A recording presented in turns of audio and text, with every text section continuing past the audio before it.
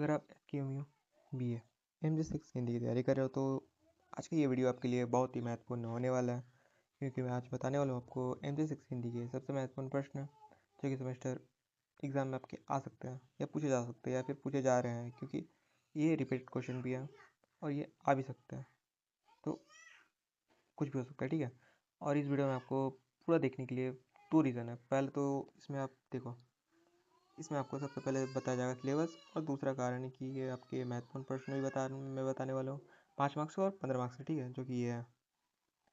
सबसे पहले सिलेबस के बारे में। सिलेबस के बिना आप एग्जाम पर कुछ नहीं उखाड़ पाओगे, क्योंकि सिलेबस ही उसकी सब कुछ होती है। ठीक, सिलेबस को अच्छे से पकड़ो, एग्ज़ाम आपका निकल जाएगा।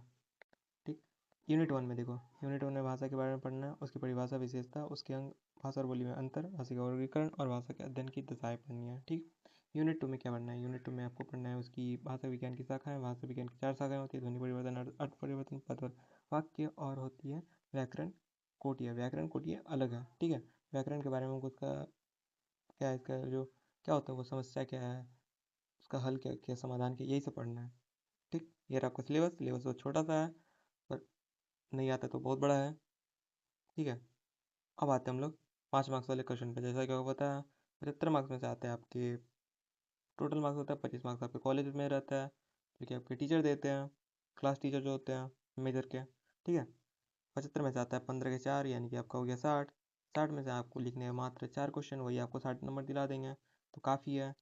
5 के आते हैं 2, उससे मिल जाएगा आपको 10, और 5 नंबर आपके रहते हैं 1 मार्क्स वाले पे।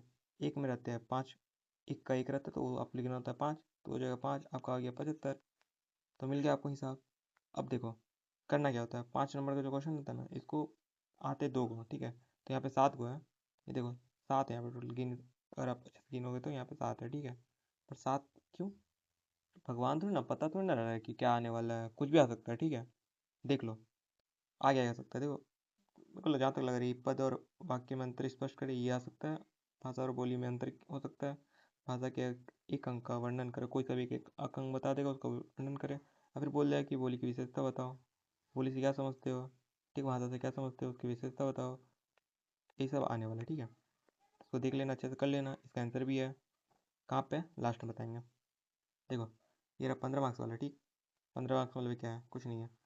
इसमें टोटल 12 क्वेश्चन है, 12 टोटल, पता है। उधर 5 के जो थे 7, और 15 के 12, यानी कि 19 क्वेश्चन है। 19 क्वेश्चन काफ़ी होता है आपके एग्जाम के लिए, अच्छे से अगर इसको कर लो तो काफ़ी है।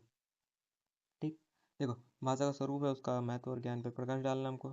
ठीक, दूसरा है भाषा विज्ञान का महत्व बताते हुए व्याकरण में स्थान सुनिश्चित करें। तीसरा है हिंदी का उद्भव और विकास। देखो हिंदी का उद्भव और विकास, ये जो क्वेश्चन है ना, ये वाला क्यों, कौन सा वाला, ये वाला हिंदी भाषा का उद्भव और विकास। ठीक है, ये जो हमारे सिलेबस में नहीं है, आप दे सकते हो। ठीक, पर बोलो कि दिए क्यों, तो ऐसा इसलिए दिए क्योंकि रांची यूनिवर्सिटी जो है, ठीक है, उसमें ये आया हुआ है। और आपको जैसा कि पता होगा कि हमारा जो SQMU है, वो रांची यूनिवर्सिटी को कभी कभी फॉलो करता है। ठीक है, कभी अनफॉलो कर देता है पर कभी भी फॉलो करता है, तो कर लेना, क्या दिक्कत होता है। हमारे वैसे भी ये जो हिंदी और उर्दू और विकास, ये MJ7 में है। ठीक है, तो MJ7 में, तो MJ7 तो ये आपका 12 को होगा। कल 9 है, कल 9 है तो 12 को होगा, तो पढ़ के फ़ायदा ही है। पढ़ लो, फ़ायदा ही रहो, फ़ायदा में रहोगा, तो सही है ना। अब देखो मूव ऑन करो वहाँ से। अब आते हैं हम लोग भाषा के वर्गीकरण का परिचय दीजिए। ठीक, फिर आते हैं ध्वनि परिवर्तन से क्या समझते हैं, दिशा है तो उदाहरण बताएं। देखो ध्वनि परिवर्तन पे 2 क्वेश्चन है, एक यहाँ पे भी है, ध्वनि परिवर्तन प्रवृत्ति और इसके परिवर्तन की दशाओं पर प्रकाश डालना है। ठीक है, 2 क्वेश्चन रह गया। अब हमारे आते हैं देवनागरी लिपि के गुणों का वर्णन करें। देखो देवनागरी लिपि में 2 क्वेश्चन आते हैं, एक आता है इसका गुणों का वर्णन करना है, फिर आता है इसका समस्या और समाधान। आप कर सकते हो तो कर लेना, मैं बता दे रहा हूँ।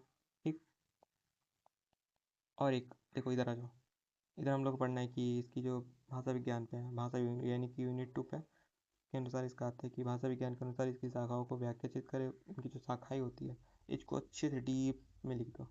ठीक, आपको 15 मार्क्स मिल जाएंगे। फिर आपका आता है कि भाषा के स्वरूप, मतलब जितने इनके परिभाषा है। ठीक है, परिभाषा भी कैसी है, परिभाषा दो, देखो परिभाषा 2 प्रकार की होती है। ठीक है, लिखने होता है हमको दो ही टाइप के लिखने हैं। एक तो आपको जो हमारे भारत के विद्वान है, ठीक है, उन्होंने जो परिभाषाएं दी, और एक वो जो पश्चिमी देश के जो विद्वान थे, उन्होंने जो परिभाषा दी, उनको लिख दो अलग अलग करके। ठीक है, और फिर नीचे दे दो उनका क्या देना है, निष्कर्ष पे दे दो, बस ये हो गया इनका स्वरूप। परिभाषा वाला टॉपिक खत्म। उनका स्वरूप, भाषा कैसी होती है, अर्जित होती है या नहीं होती है, इनका कैसा स्वरूप होता है, भाषा कहाँ होती है इनकी, मिला जुला के आप लिख दो, आपको मार्क्स मिल जाएंगे। ठीक। फिर आता है आपका इसकी विशेषता। विशेषता मतलब वही तो, आप स्वरूप और विशेषता कुछ कुछ हद तक या ज़्यादा हद तक एक ही होती है। ठीक। अब आते हैं भाषा अध्ययन की दिशा स्पष्ट करके, फिर होता है अर्थ परिवर्तन। देखो अर्थ परिवर्तन जो होता है ना, ये भाई अर्थ परिवर्तन तो आने वाले हैं, और एक आप लिख लो कि ये ध्वनि, ये जो वाक्य परिवर्तन है, ठीक है, ध्वनि परिवर्तन तो ये रहा आपका, वाक्य परिवर्तन भी आता है। बस इतना ही सारी है ये आपके। यहाँ ख़त्म है। देखो यहाँ तक देखो, यहाँ से स्टार्ट हो रहा है आपके टोटल 19 क्वेश्चन है। ठीक है, कितना नंबर ऑफ क्वेश्चन है हमारे, 19। इतना काफ़ी है। आ रहा है इसका आंसर भी है, तो इसका आंसर कहाँ मिलेगा, इसका आंसर मिलेगा आपको मेरे मेरे जो डिस्क्रिप्शन बॉक्स पे है, इसका लिंक पड़ा हुआ है। ठीक है, किसका लिंक है, तो आपको पीडीएफ का लिंक पड़ा हुआ, उसमें मिल जाएगा आपको इसका आंसर। आप इसका माइक्रो बना लो।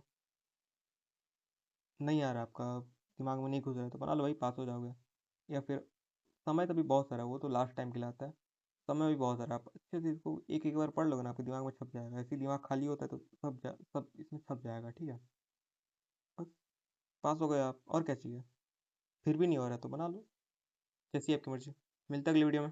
धन्यवाद।